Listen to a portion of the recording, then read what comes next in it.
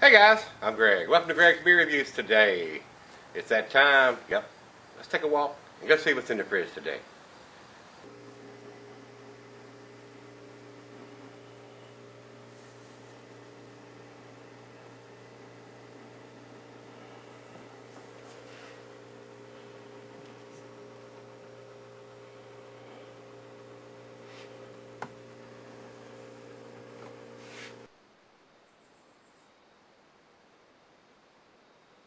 Hello everybody, thanks for stopping by Gregsbeerreviews today. Today's beer, we have one from Weyerbacher. This is their Heresy, which is an Imperial Stout aged in whiskey barrels. And the deal on this beer is this is their Old Heathen, and they've aged it in whiskey barrels. It says here the commercial description. This is an incredible, intriguing ale made by aging our Old Heathen Imperial Stout in oak barrels that were used for making fine Kentucky bourbon. The result is an extraordinary, dark, and mysterious stout whose very essence has been enhanced. The aroma is filled with vanilla, cocoa, and roasted coffee beans. This silky smooth brew has notes of oak, whiskey, roasted barley, and vanilla that meld together on the tongue to create an incredible sensation. Heresy is released in February, so this one has been, and this has been in the bottle since February, but I'm not actually sure that it was February of this year.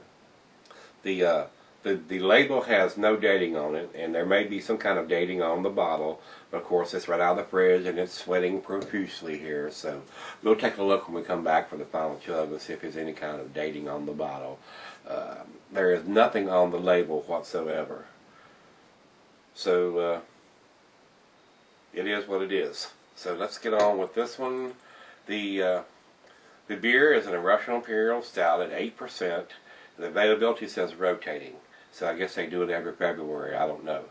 The food pairings for this one, it says, since it's an Imperial Stout, it says chocolate. It's going to go with your heavier dishes, your stronger dishes, grilled meat, game, maybe even barbecue. Your heavier dishes on this one, guys. The beer can be cellared for a long period since it's an 8% Imperial Stout. And the glassware is the pint, becker, the nonic, the tumbler, or the snifter. I brought out the double glass for this one since it's 8%. And I don't think there's anything else we need to talk about on this one, so let's get the cap off of this one. And I'm pretty sure I have done the Old Heathen. And if I recollect, I thought I liked that beer. So let's see what the aging in the whiskey barrels does for this. Down the center, hardly any head. Just barely covering the top of the beer. Alright, over into the light, there is none. It is pitch black, absolute black, no light at all, not even around the outside edges of the glass. So this one's a lot heavier and blacker than the Anchor Porter that we did yesterday. So looks very good in the glass. There are some bubbles streaming up, reinforcing this slight covering, and then it's basically dissipated. There is no head on there. Let's get a nose on it.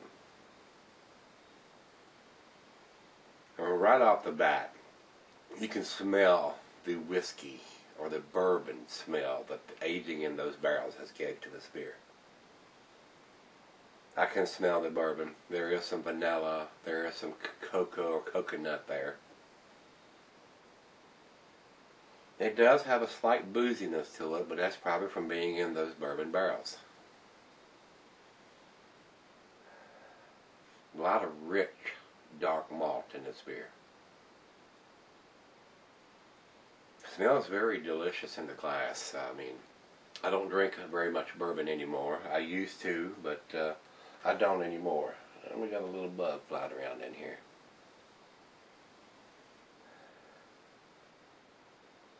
Smells very delicious in the glass. Let's give it a taste. Cheers, everybody.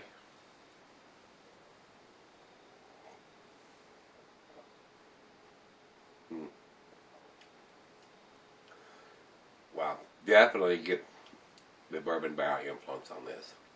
Wow, big time.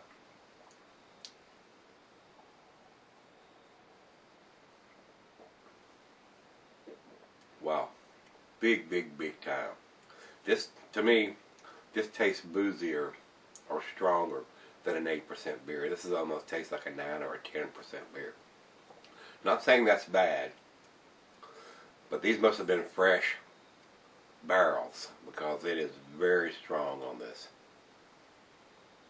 Big time strong.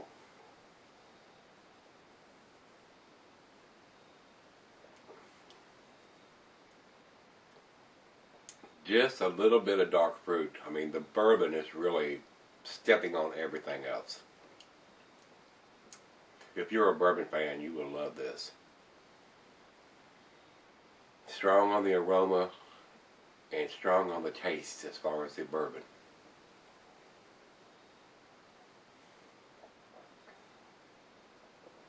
I got a feeling it's going to change a little bit as it warms up.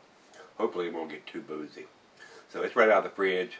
Let's let it warm up a little bit. I'll let the other half taste it, see what she thinks of it, and I'll come back and do the final chug on this one. And I say this most of the time when I do the Weyerbacher. A lot of their stuff is and a lot of their stuff is damn tasty. So the booziness is what's holding me back on this one. But it tells you it's bourbon barrel aged, so you got to expect that a little bit when you get this kind of beers. But to me, like I said, it tastes a little stronger than an 8%. But let's let it warm up. I don't make any hasty judgments here, and we'll come back and do the final chug and final comments on this one. I'll be right back. Alright guys, I'm back. Got just a little left here. Now that it's warmed up, this is a very boozy beer. As I said, when it was out of the refrigerator, it smelled and tasted a little boozy then. And of course, you got to attribute some of that to the bourbon barrels that they're putting it in. So, if you like bourbon, you're probably going to love this. But this is a little overpowering for an 8% beer, in my opinion. So, let's do the final chug on this one.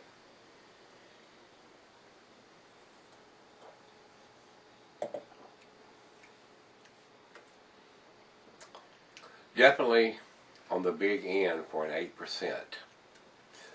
A lot of bourbon in this beer. A lot of bourbon. So they must have been virgin barrels or something that never had beer in them before, that's for sure, because it's very heavy on the bourbon taste. It's almost to the hot end.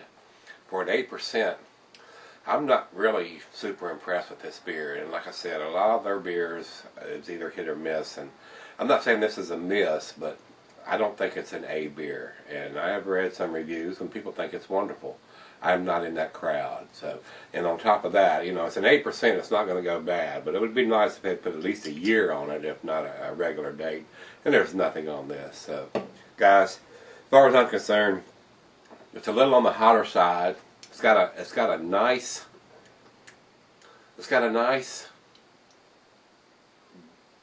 I won't say bourbony taste, but it is overpowering in the bourbony taste. It's a little too much for me as far as having too much bourbon and a little bit too hot for an 8%. So, guys, I'm going to give it a 6, which is a B. If it had a year on it or some kind of dating on it, I may have come up to the B+, or maybe even an A-. But this one probably could have been selling for a little while longer.